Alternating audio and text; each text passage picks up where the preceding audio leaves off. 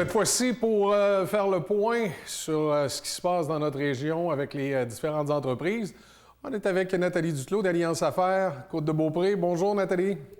Salut, Michel.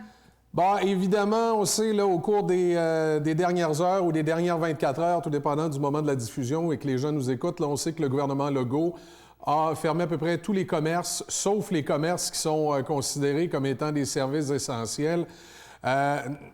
Là, Nathalie, comment ça se passe? On va continuer sur le site d'Alliance Affaires, je présume, là, à donner la liste des commerçants qui sont ouverts et ceux avec lesquels on peut avoir des disponibilités, que ce soit pour la livraison ou encore les pharmacies et les différents commerces de la région, qui sont évidemment des services essentiels.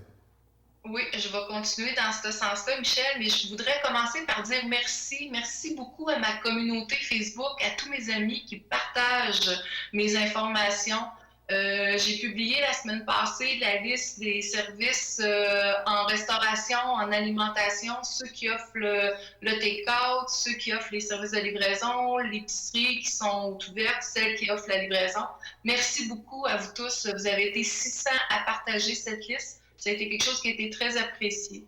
Donc, si je continue dans ce sens-là, oui, eux autres sont toujours là. M. Legault a demandé de fermer les salles à manger, mais j'ai plusieurs restaurants sur la côte de Beaupré qui peuvent continuer à offrir le take-out et offrir le service de livraison. Évidemment, les épiceries, les pharmacies vont continuer à fonctionner. Je présume qu'on va aussi mettre à jour là, la liste sur le site d'Alliance Affaires, qu'on fera suivre évidemment sur le site de la télévision d'ici. Donc, les commerçants qui nous écoutent, qui font partie de ces services essentiels-là, qui sont présentement en opération, peuvent faire parvenir là, à Alliance Affaires ou encore à la télévision d'ici l'information pour qu'on puisse la relayer. Oui, tout à fait. La semaine passée aussi, j'ai publié là, les demandes qui étaient importantes lorsqu'on se présentait en pharmacie. Ça a été très apprécié aussi de la part de nos pharmaciennes parce que une petite parenthèse dans tout ça, c'est que le service, nos anges gardiens dans le réseau de la santé, c'est rempli de 80% de femmes. Fait que c'est nos femmes qui sont en avant pour faire face à cette crise-là. Ils sont en première ligne. Oui, c'est vraiment quelque chose, des fois, qu'on ne prend pas le temps de prendre connaissance. Donc, j'invite encore les autres entrepreneurs de la Côte-de-Beaupré. Vous avez des services, vous avez des biens, vous avez une petite vidéo pour faire part de ce que vous offrez. Faites-moi-les parvenir. Je veux vous aider à publier vos offres sur Facebook. Puis, comme je l'ai mentionné tantôt, j'ai beaucoup de gens qui partagent ces nouvelles-là. Donc, c'est tous ensemble qu'on va réussir à passer au travers de cette crise qui est historique. On a vraiment besoin du support des citoyens de la Côte-de-Beaupré pour que nos entreprises passent à travers cette crise et demeurent ouvertes. On est dans le moment présent, c'est là qu'il faut les encourager. Nathalie, est-ce qu'il y a des commerçants, évidemment, on nommera pas de nom dans des situations comme ça, mais est-ce qu'il y a des commerçants qui vous ont fait part en disant « ça va vraiment être difficile pour nous, là, on va peut-être avoir besoin de coups de pouce après ou de programmes par la suite auprès des instances ». Est-ce qu'il y a eu des discussions dans ce sens-là? Oui, tout à fait, Michel. Puis, il y a beaucoup d'entreprises qui sont fragiles. On était comme dans une période morte. On sait que les affaires, ça se fait beaucoup l'été. Donc, c'est toujours le problème des liquidités, ton cash flow.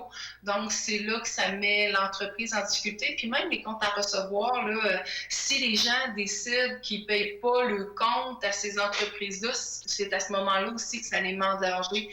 C'est une entreprise, là, c'est vraiment fragile. Fait que oui, il y a beaucoup qui m'ont fait part, qui sont vraiment inquiets afin de savoir ça va durer combien de temps, je vais-tu passer au travers. Puis il faut qu'eux soient là aussi, parce qu'on parle des entreprises, mais il y a tous les employés autour qui font vivre ces entreprises-là.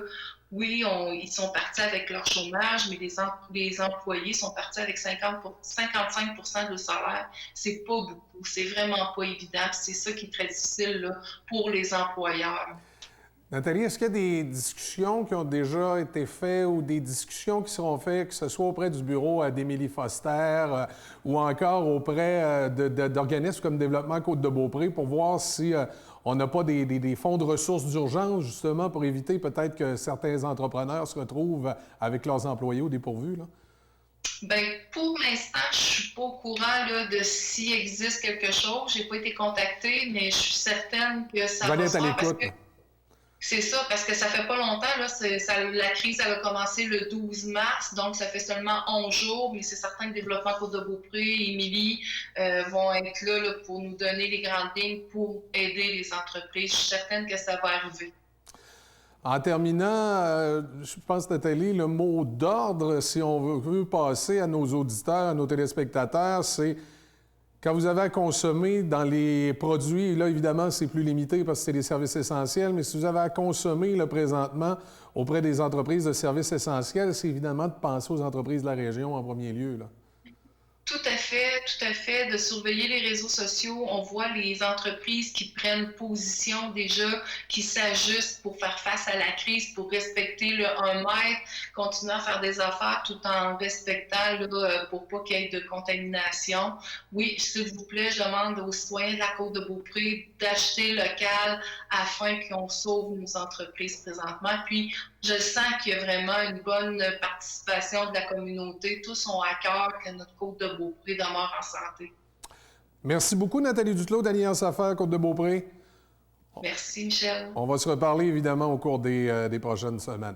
Là, je vais m'adresser, merci Nathalie, je vais m'adresser directement là, aux gens à la maison. Si vous avez la chance d'être dans une situation où pour vous, vous avez toujours un salaire qui entre, si vous avez des comptes payables dans des entreprises de la région, profitez pas de la crise du coronavirus pour vous désaffilier là, de vos obligations. Payez les comptes que vous avez si vous avez la capacité financière de le faire. Si vous êtes dans les privilégiés qui, présentement, continuent à travailler, continuent à avoir un salaire, je pense que c'est important à ce moment-là qu'on continue à payer les factures, particulièrement auprès des entreprises de la région. Il va sans dire pour permettre de continuer à garder une certaine base financière pour le retour. Alors évidemment, la télévision d'ici fait partie des médias et des services essentiels. Au cours des prochains jours, on continue nos entrevues, que ce soit moi et Thomas.